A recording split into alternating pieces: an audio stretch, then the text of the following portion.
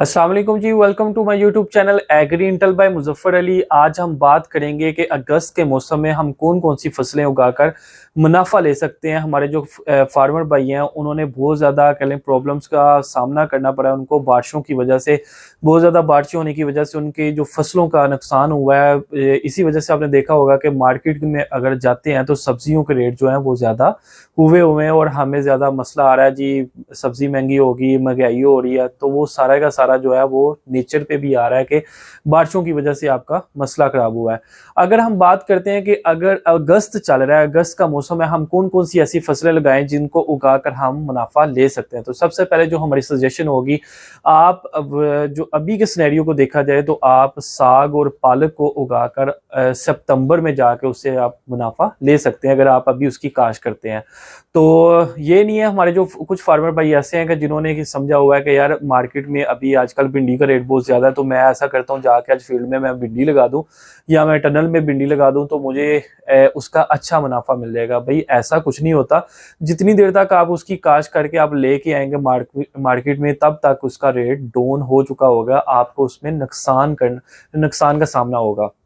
इस वजह से सजेशन ये है कि जो टाइम है उसी टाइम के अकॉर्डिंग अपनी फसलों को लगाएं। साग और पालक का आपको मैंने बताया। उसके बाद अगर आपको गोभी की पनीरी मिल जाए, हाइब्रिड गोभी की अगर पनीरी मिल जाए, किसी ने काश की हुई है तो आप उससे पनीरी लेके लगा लें, तो उसको भी जाके आप अक्टूबर में अगर सेल करते हैं तो उससे भी आपको अच्छा खासा प्रॉफिट हो सकता है। इसके अलावा अगर हम बात करते हैं करेला, टिंडी, भिंडी वगैरह की, तो खीरा वगैरह, इसकी अगर आप बात करते हैं तो खीरा और करेला, इसको अगर आप टर्नल में इसकी करते हैं, काश करते हैं, तो वो किसी हद तक आपके लिए मौजू है, वो बेहतर है आपके लिए। लेकिन अगर आप उसे वैसे खुले आसमान तले लगाते हैं तो उसमें वायरस का अटैक आ जाएगा, जिसकी वजह से आपकी सारी फसल जो होगी वो डैमेज हो जाएगी। इसके अलावा अगर हम बात करते हैं बैंगन की या किया कद्दू की, बैंगन की पनीरी भी अगर आपको मिल जाए तो वो ज़रूर आप काश करें इसको जाके। अगर आप अक्टूबर में या सितंबर में आप इसको सेल करते हैं तो इससे आप अच्छा प्रॉफिट ले सकते हैं अगर बैंगन की पनीरी मिल जाए, क्योंकि आजकल आपको पनीरी का भी मसला होगा। अगर आपने पनीरी काश की है तो आप लगा सकेंगे, अदरवाइज अगर आप सीड के साथ गोभी या बैंगन को अभी लगाते हैं तो वो आपकी जर्मिनेशन का इशू आ जाएगा। आप उस तरीके से वो वाली फसल को उस तरीके से आप नहीं हार्वेस्ट कर सकेंगे जैसे उसका हक है। इस वजह से आपको पनीरी अगर मिल जाती है गोभी की हाइब्रिड की और बैंगन की पनीरी मिल जाए तो आप अभी उसे काश कर लें। उसके अलावा किया कद्दू को अगर आप उसके साथ करते हैं, अभी काश करते हैं अगस्त में, तो वो भी आपके लिए बेस्ट रहेगा। उसके अलावा अगर हम बात करते हैं जी लहसन की, अगर हम बात करें, बहुत सारे हमारे ऐसे भाई हैं कि जो लहसन को काश करना चाह रहे हैं, या हमारी बहनें हैं वो सितंबर में जाके या कह लें कि अगले महीने जाके काश करते हैं।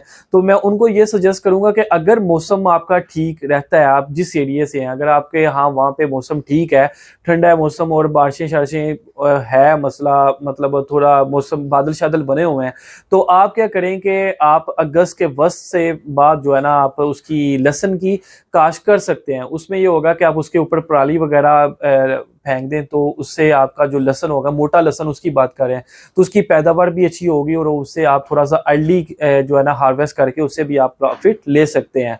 लेकिन पराली डालने का मकसद क्या होता है, उससे ये होता है कि आपकी जो ज़मीन है, एक तो जड़ी बूटियों से आप बच जाते हैं, दूसरा ये होता है कि ज़मीन नरम हो जाती है, जिससे आप जो है ना नीचे उसे नमी रहती है और वो पैदावार में इजाफा हो जाता है।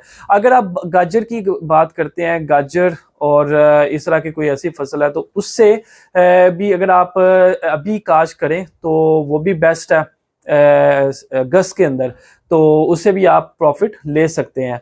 तो वीडियो अच्छी लगी हो लाइक कीजिएगा, कमेंट कीजिएगा, सब्सक्राइब करना ना भूलिएगा। इंशाल्लाह मिलती है अपनी नेक्स्ट इंफॉर्मेटिव वीडियो में। अल्लाह आपका हामी नासिर हो। अल्लाह हाफिज।